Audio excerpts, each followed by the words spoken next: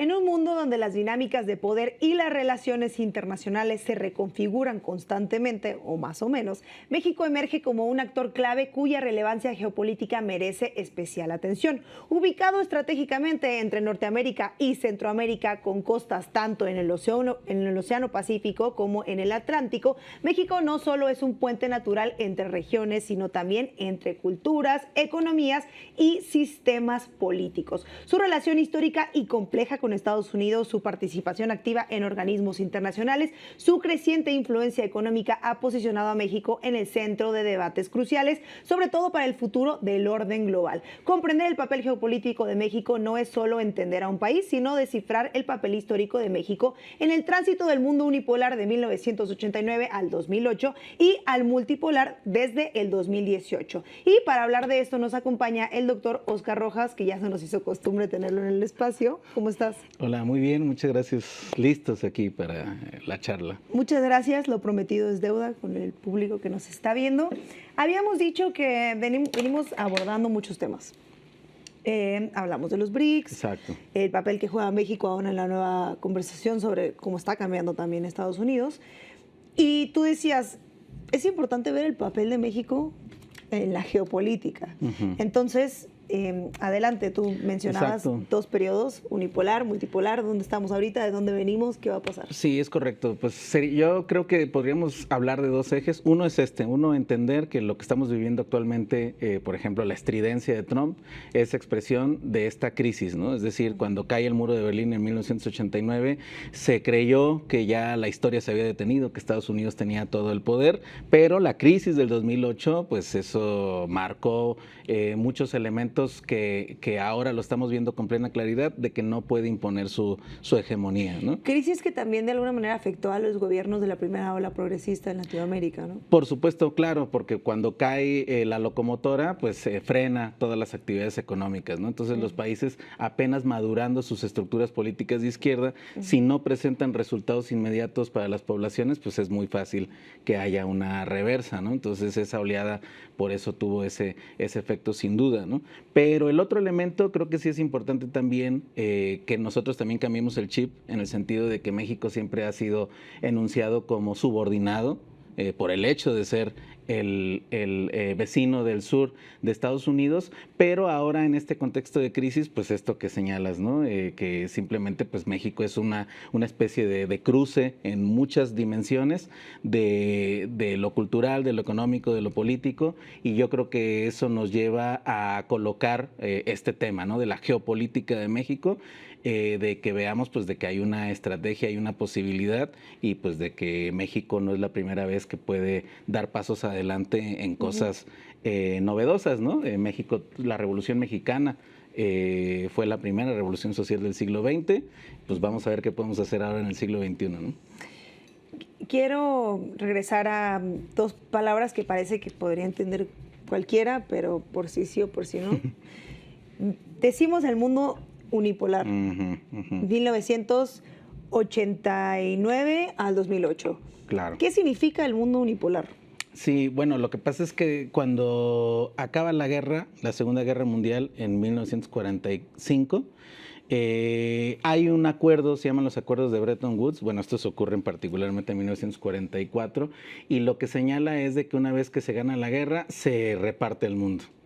Y hubo una primera repartición en donde quedaron dos grandes bloques, el bloque soviético y el bloque norteamericano. Entonces hubo una bipolaridad, ¿no? Dos elementos que dieron paso a lo que se conoce como la Guerra Fría, ¿no? A ver quién podía vencer, ¿no? Y marcábamos 1989 cuando cae el muro de que eso parecía ya haber sido el momento en el cual Estados Unidos se queda solito. Esa es la unipolaridad. Venció el capitalismo. Venció el capitalismo, entonces todos los símbolos soviéticos y todo el comunismo y todo aquello que sea diferente del mundo libre de los Estados Unidos desaparece aparentemente, ¿no? Entonces la idea es de que esa unipolaridad no dura mucho, porque inmediatamente en los 90s y los 2000s hay expresiones de crisis a lo largo y a lo ancho del mundo, crisis financieras particularmente, hasta que en 2008 le explota en el propio corazón de Wall Street. ¿Y cómo se va viendo el reflejo de esto en México? Sabemos que es como un momento pleno neoliberalismo en México. Claro, claro. ¿Qué es lo que va pasando y al mismo tiempo qué pasa como con la geopolítica dentro de México? Sí, pues eso nos arrastró a la crisis del 94, que particularmente en México fue muy fuerte, fue un antes y un después, ¿no? Para muchas familias, y fue un freno muy, muy fuerte también para lo que había sido el primer intento de industrialización del país, ¿no? Es decir, fue pauperización y fue además mezclado con la firma del Tratado de Libre Comercio, fue una entrega de las rutas productivas y las rutas comerciales, ¿no? Entonces fue un momento de fuerza de Estados Unidos, y con esa fuerza pues impuso su modelo a nuestro país. Esa es la manera en la que nos afectó. Pero ahora que está débil y que está en esta crisis, pues ahora estamos viendo un polo distinto donde estamos en proceso de reindustrialización. ¿Y cómo nos comprometimos a este arrastre, ¿no? Porque no nada más es que nos tocó por estar ahí, sino que fuimos tomando decisiones. Tú me decías cuando hablábamos de este tema, incluso me mandaste un documento para la gente que nos ve, que tiene 3 ejes: las relaciones comerciales, las productivas y las financieras. Es correcto. En las relaciones comerciales, ¿cómo se va viendo esto a partir de 1989? Sí, pues relaciones comerciales es esto que enunciábamos del Tratado de Libre Comercio, ¿no? Es decir, quitas las fronteras y permites que las industrias de Estados Unidos vengan aquí a metabolizarse con mano de obra barata. Y además que puedan acceder a materias primas y además técnicamente a una especie de paraíso fiscal, porque siempre se ha cobrado muy pocos impuestos aquí en este país, ¿no? Entonces, tenemos doble tributación. Exactamente, y hay muchos problemas también incluso de eficiencia, pues, ¿no? A la hora de hacer estos cobros. Entonces, esto fue la conexión por el lado del comercio, y pues además algo que quizá haya que destacar es que nos llegó una oleada de alimentos chatarra, ¿no? Que ahora los podemos observar con los símbolos negritos estos, el etiquetado, y pues esto produjo la pandemia de distintas enfermedades también, ¿no? Antes de avanzar a esto, hay quienes no nos tocó nacer antes del tratado, y también parte de la conversación, yo creo, es que el tratado trajo cosas muy buenas. Mucha gente dice, es que antes del tratado, pura fayuca. Antes del tratado tú no podrías traer esos Nike antes del tratado. Claro. No, Adidas no existían. O sea, digo, no sé, Adidas, lo que sea, o sea, no sé si existía o no, pero había esta idea de que lo producido en México era malo, era de mala calidad, y la única manera de acceder a productos, que era como la panacea, era tener este tratado, y que le permitió de alguna manera a México ser parte justo del mundo libre a través de consumo de productos que terminaron contaminando al pueblo mexicano. Claro, es una ilusión, ¿no? La ilusión de la modernidad, diría un filósofo que se llama Bolívar Echeverría, en el sentido de que pues aparentemente estás accediendo a lo nuevo, a lo novedoso, pero el asunto es de que no nada más consumes ese producto en sí, sino consumes la forma en la cual ese producto es producido. Entonces, el hecho de que se produzca con mano de obra barata y en estas condiciones que señalábamos, pues a la larga se convierte en lo que después vimos, ¿no? O sea, una degradación total, una caída de 3/4 partes del poder adquisitivo del salario mínimo, o sea, el 75% hasta el piso, y así se mantuvo durante todo. ¿Porque se dejó de producir en México? Exactamente, cuando dejas de producir, los países que dejan de producir simplemente van perdiendo fuerza sistemática. Es como un cuerpo que empieza a perder toda su masa muscular, ¿no? Claro. Entonces, tarde que temprano le van a surgir muchas enfermedades. ¿Y cómo está esto de la relación productiva? Sí, bueno, en este periodo, 1989-2008. Pues México recibió en gran medida a la industria automotriz. Y digamos que ahí diría yo dos efectos, o sea, efectos duales. Porque uno, pues es este aprovechamiento de la industria automotriz de la mano de obra barata, decíamos. Pero al mismo tiempo también lo que impactó es de que pues sí hubo una mano de obra que se especializó en ese tipo de producción. O sea, tienes el know-how, ¿no? El cómo hacer ese tipo de industria, ¿no? Entonces aprendimos a hacer industria automotriz. Ahorita México pues tiene capacidad a nivel mundial, a nivel, digamos que de la mejor calidad en esta materia. Ahora, pues lo que hace falta pues es que no le trabajes a ajeno, ¿no? Sino que puedas trabajar para el mercado interno propio, y por eso está el símbolo ahorita del vehículo eléctrico o línea, ¿no? Y ahora es muy curioso porque paradójicamente en este momento, y eso me va a llevar a la segunda parte del mundo multipolar, estamos regresando al consumo en México. Lo que para entonces en el tratado, los 30 años, que por cierto son 30 años que yo tengo, era justo de lo que se estaba huyendo de alguna manera, lo que le habían vendido a la población. Antes de pasar digamos, a lo que ha pasado en el 2018 después, dinos así, ¿cuál es la ventaja de un mundo multipolar? Y dinos qué es un mundo multipolar. Claro, bueno, pues es este tránsito de que México, el 80% de sus exportaciones van a Estados Unidos. Y de alguna otra manera, pues poner todo en una misma canasta, pues te genera dependencia. Es decir, no te puedes mover tan fácil. Y el problema con esa dependencia es de que viene, no nada más es una relación comercial, sino una relación de poder. Claro. ¿No? Entonces, el mundo multipolar lo que genera es de que pues, si tú empiezas a diversificar tu producción, si uno de los países te quiere imponer asuntos políticos o de su estrategia y no la tuya, pues tú puedes compensar con una cartera variada, ¿no? De otras relaciones. El mundo multipolar lo que te permite pues es de que te puedas ir por distintos caminos, ¿no? Es como por ejemplo acá en Santa Fe, que nomás hay una calle para subir, entonces pues si alguien bloquea eso, se acabó. Si puedes llegar por distintos lados, pues vas a tener una mejor movilidad. Entonces, multipolar es multiposibilidad de relaciones, ¿no? ¿Y por qué no existía, o sea, por qué hasta ahora está surgiendo la conversión del mundo multipolar? Bueno, pues ahí la clave es China, ¿no? Porque China ha estado haciendo una revolución económica que podemos detectarla como en 3 partes, pero desde 1949, con la revolución comunista, China pasó de ser de los países más pobres del mundo en los 70s, o sea, considerado pobre al nivel de África subsahariana, al grado de ahorita representar incluso, pues en muchos indicadores, incluso pues ya es una economía más potente que Estados Unidos, y lo hizo muy rápido, o sea, en 30, 40 años para términos de la historia económica es muy rápido, sí, muy rápido. Y lo hizo sin ninguna guerra, es decir, no gasta en acciones destructivas. Y tiene una inversión interesante que es la de, siempre parece que en los tratados que existen hay una suerte de, si te trabajo casi gratis, barato, pero al final me voy a quedar con la capacidad de producir de hacer estos productos y poder venderlos yo en el futuro, que un poco decías lo de México. Tenemos el know-how y al final China fue también muy, creo que eficaz en decir,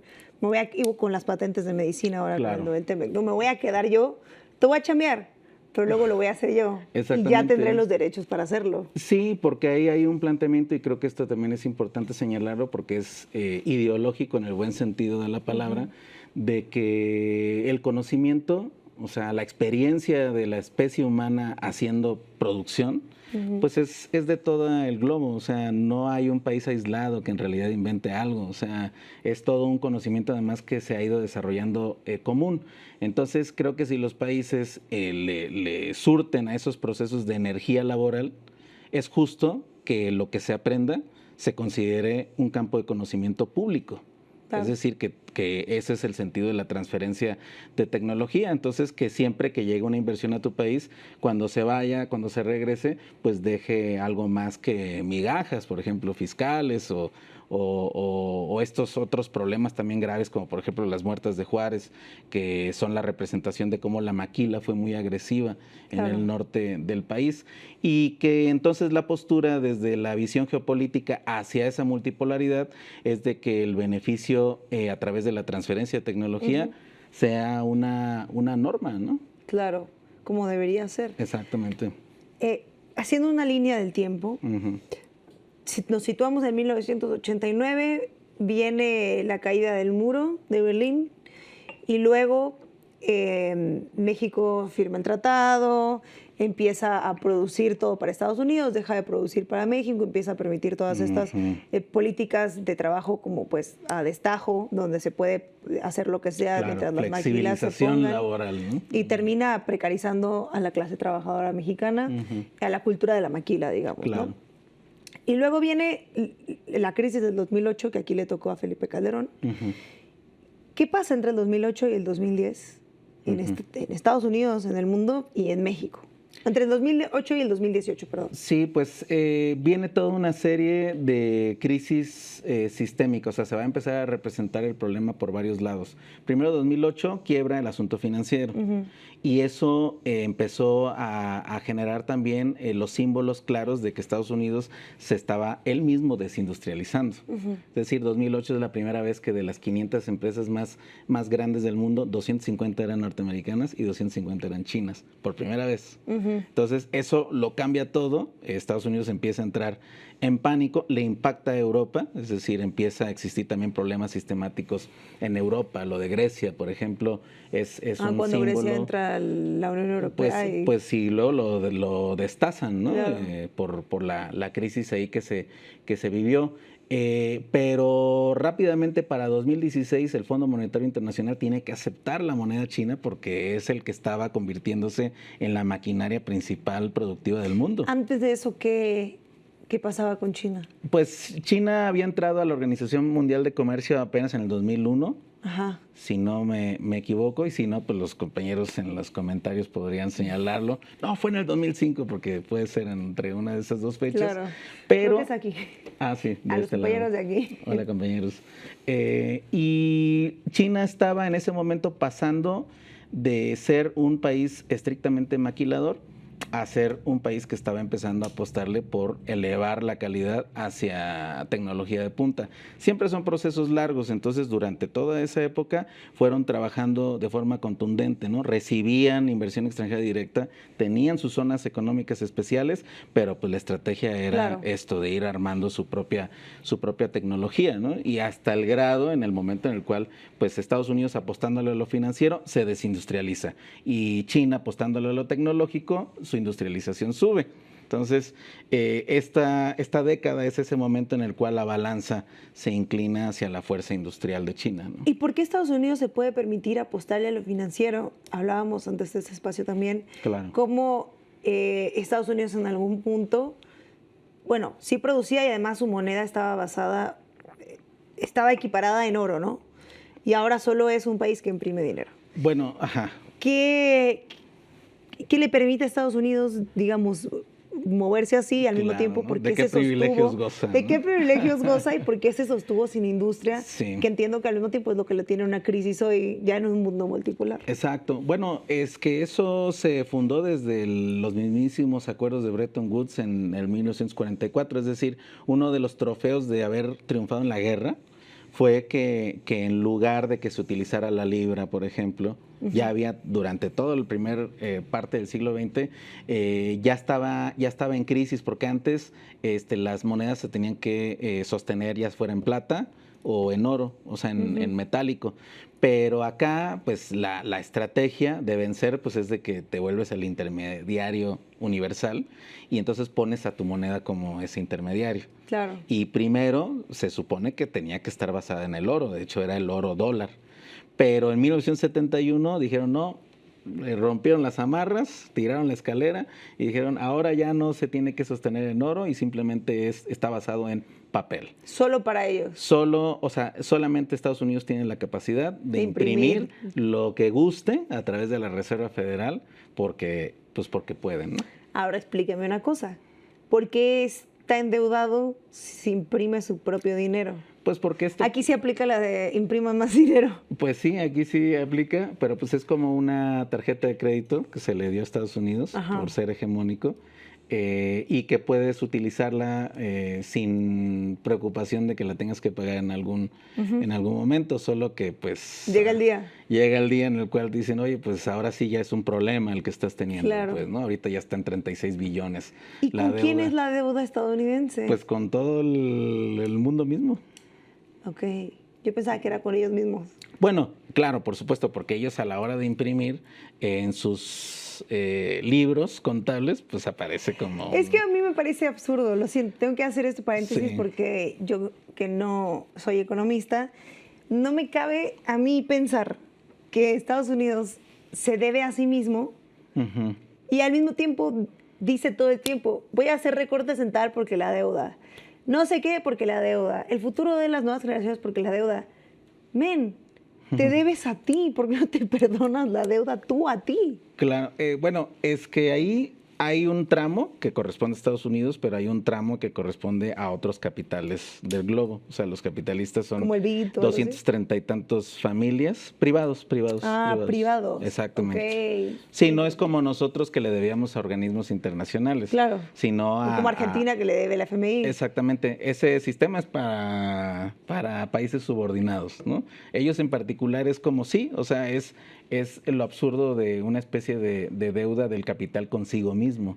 Entonces, ese es el problema en última instancia, ¿no? que tiene Estados Unidos, porque, bueno, pues una cosa es que tú pretendas que tus símbolos de valor sean eternos, y otra cosa, que es uno de los planteamientos precisamente del pensamiento y la teoría de Marx, es de que no es lo mismo precio que valor.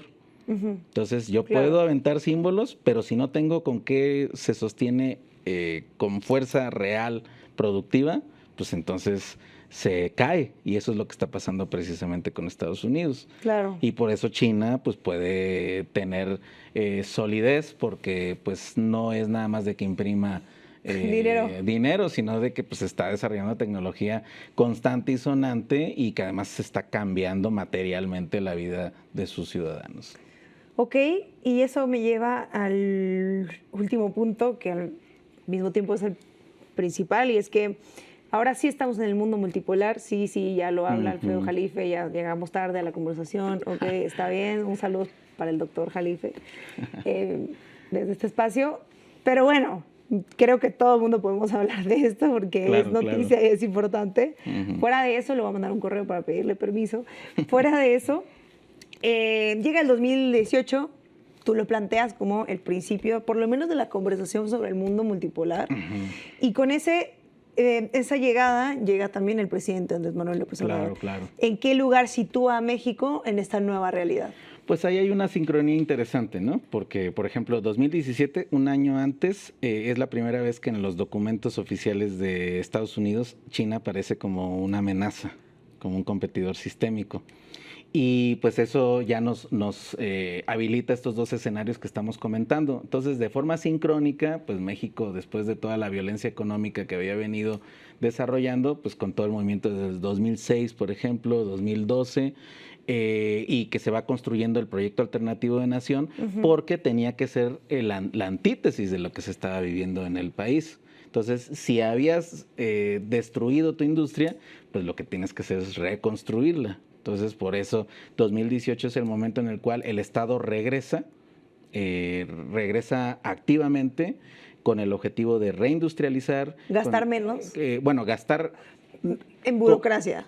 Exactamente. Exacto. Es decir, convertir gasto ocioso o suntuario para convertirlo en gasto productivo, porque las obras prioritarias se hicieron con puros ahorros en este sentido, que es el concepto de austeridad republicana. Pero ya estás viendo hacia el futuro, ¿no? Y tienes que ir resolviendo ese tipo de asuntos de la infraestructura, pues porque quieres montar un proceso productivo nuevo y soberano, ¿no? Que ahí en ese sentido 2018 para mí ya representa de que, aunque lo decíamos en la vez anterior, aunque no estés dentro de los BRICS, actúas como los BRICS, en el sentido que sabes de que la verdadera riqueza no está en los símbolos financieros, sino en la producción real, constante y sonante. Ok, y también dentro de la oportunidad que está teniendo México y que desde ese momento empezó a tener, ¿qué papel juegan el Banco de México y las tasas de interés? Bueno, pues ese es precisamente el tema que va a empezar a sonar quizá más. Hasta ahorita la 4T pues ha dicho, no nos metemos con la autonomía del Banco Central, no hacemos todavía ahí. Y tiene su sentido, porque pues primero tienes que ir frenando la inercia anterior, acomodándote, y que luego que ya quede claro, pues, ¿no? Cuál es el nuevo papel que tienen que tener todas las instituciones. Secretaría de Hacienda se tiene que transformar, ya ha hecho pasos importantes. El Banco Central también tiene que hacerlo. Particularmente es solamente una idea de lo que pasó precisamente también en aquel ahora mítico 1994, porque en esa misma fecha es cuando se declara la autonomía del Banco Central. ¿Qué quiere decir esto? De que un país, en lugar de que pueda utilizar los recursos que tiene en su Banco Central para inversión, ahora se cancela esa puerta y eso lo lleva a que tiene que forzosamente acudir a crédito privado y extranjero. Y eso es caro, ¿no? ¿Y entonces qué pasa con el banco? Pues el asunto es de que hasta ahora el banco ha tenido pues como objetivo nada más vigilar la inflación. Pero de alguna otra manera esa estabilidad funciona para muchas actividades económicas de especulación.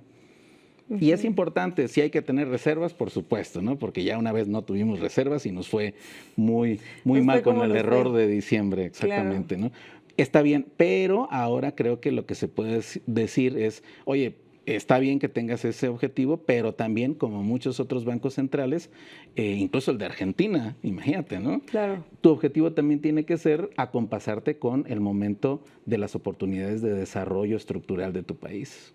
Entonces ahí tenemos que volver a tener esa conversación.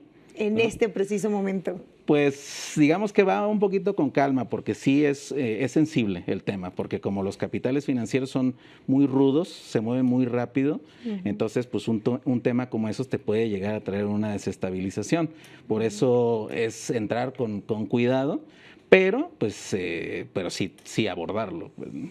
Estamos en la primera entrega de México y la geopolítica, porque me parece que no nos da, digamos, ni el tiempo y que habría que profundizar más en qué sigue para México, qué va a pasar, dónde se va a situar y esto, y hablar, ¿por qué no?, en algún momento del error de diciembre para explicarlo. Claro, es un temazo. Tú ponías acá la deuda internacional espuria con el sistema de dólar. ¿Qué significa? Exacto, pues es este asunto, ¿no? De que el crédito mundial no puede servir nada más para la especulación porque acaba en una crisis como la de 2008. Claro. O sea, el crédito tiene que, así como hablábamos del conocimiento y la tecnología, pues el crédito también es un bien público. Entonces, de alguna u otra manera, pues si hay un problema en el origen, es decir, el dólar es dominante, pero el dólar está en un problema porque está sobreendeudado consigo mismo, claro, pues entonces tenemos que hacer una reorganización del sistema monetario internacional. Se vienen cositas. Se vienen cositas. Se vienen cositas. Pues muchas gracias por acompañarnos.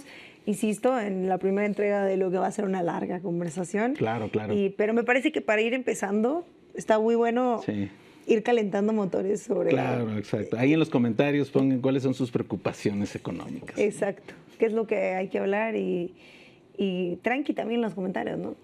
Sí, ¿no? Estamos tranquilos. Estamos tranqui. Muchas gracias, doctor. Gracias. Y nos vemos aquí la próxima semana si nos haces el favor. Claro que sí, con mucho gusto. Gracias. Y usted no se mueva, ya sabe, dele clic a la campanita, comente, compártaselo a quien quiera y también díganos qué dudas tiene y si no está de acuerdo también póngalo en los comentarios.